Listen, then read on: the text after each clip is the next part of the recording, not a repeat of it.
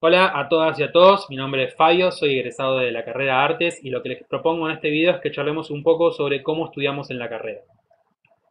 Primero que nada, charlemos un poco sobre la organización de nuestro ámbito de estudio. Es muy importante crear un ámbito de trabajo carente de distracciones para poder estudiar. En la contemporaneidad es bastante dificultoso por un montón de motivos, pero es muy importante hacer el intento. También es importante elegir un espacio que sea cómodo para nosotros, dado que vamos a tener un montón de papeles con los que vamos a trabajar. Y en ese mismo sentido que tenga una buena iluminación. Vamos a leer mucho a lo largo de la carrera y hay que cuidar nuestra vista. Por eso, ya sea que lean en pantalla o en papel, es importante que la iluminación sea buena. Una segunda cuestión importante a tener en cuenta para organizar nuestro estudio tiene que ver con el material con el cual trabajamos en la carrera de artes. Entonces, ¿con qué material solemos trabajar en la carrera? Podemos agruparlo en dos grandes grupos. Por un lado, los corpus de obras artísticas que van a depender de la orientación que cada uno elija, y por el otro lado, la bibliografía crítica sobre esas obras. Este lo van a encontrar en el programa de cada materia. Les propongo que veamos uno. Este es el programa de la materia de Historia del siglo latinoamericano y argentino, y acá van a ver el corpus de obras artísticas con el que se trabaja, la filmografía, y a continuación se encuentra la bibliografía crítica que decíamos antes, sobre la cual se van a trabajar esas obras. Recién dijimos que uno de los materiales con los cuales trabajamos en la carrera es la bibliografía crítica. ¿Cómo hacemos para abordar la lectura de esa bibliografía? Recomendamos partir del programa. ¿Por qué? Porque el programa es un organizador. Es un contrato entre docente y alumno. La estructura del programa, la lectura de esa estructura, nos va a permitir entender qué es lo que se propone la cátedra en el dictado de la materia, qué tenemos que incorporar y cómo vamos a ser evaluados. Entonces vamos a tener la fundamentación y la justificación de la materia, vamos a tener los objetivos, donde la cátedra nos va a explicitar qué es lo que pretende hacer con la asignatura, los contenidos divididos en unidades temáticas cada uno, las formas en las cuales vamos a ser evaluados, es muy importante tener en cuenta eso, porque eso también nos va a permitir saber cómo abordar la bibliografía. Y por último, la bibliografía dividida en unidades, es decir, cada una de las unidades que nos va a estar diciendo qué tenemos que leer. Entonces, en primer lugar, como decíamos recién, es muy importante para abordar la lectura de la bibliografía conocer el programa en detalle. Otro elemento importante a tener en cuenta son las recomendaciones de los profesores. A lo largo de la cursada, los docentes siempre nos van a estar marcando una serie de cuestiones en relación a la bibliografía. Dónde entrarle a la bibliografía, qué conceptos son importantes, qué autores son importantes, cómo jerarquizar la información.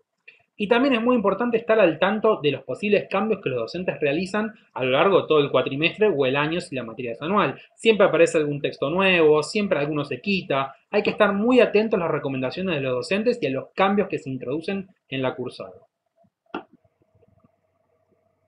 Hablemos ahora un poco de cuáles son las herramientas o las técnicas disponibles para poder abordar críticamente la lectura de la bibliografía.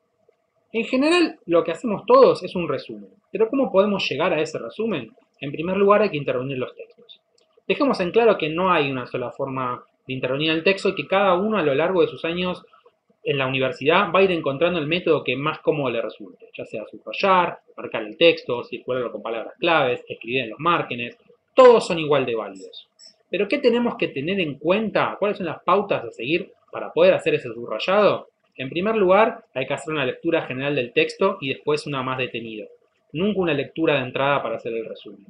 En segundo lugar, tener en cuenta que en cada párrafo tiene una idea principal e ideas secundarias que están conectadas. Y lo mismo a lo largo del texto. Y en tercer lugar, considerar que la idea principal no está siempre en el mismo lugar. Puede estar al inicio del párrafo, puede estar en el centro o puede estar al final del párrafo. Hay que estar muy atento en la lectura del texto. ¿Y cómo podemos saber efectivamente qué es lo importante, cuál es la información a jerarquizar? Tenemos que tener en cuenta nuestros propios apuntes de clase, que recuperan la palabra del docente. Podemos directamente tener audios o videos en donde ir a encontrar la palabra del docente en pseudo vivo y el ordenamiento que nos propone el programa como vimos antes. Todas esas pautas hay que tenerlas en cuenta a la hora de hacer la lectura para poder hacer ese resumen. Otra herramienta posible, además del resumen, es la ficha de lectura. ¿Para qué sirve una ficha de lectura? Para sistematizar información.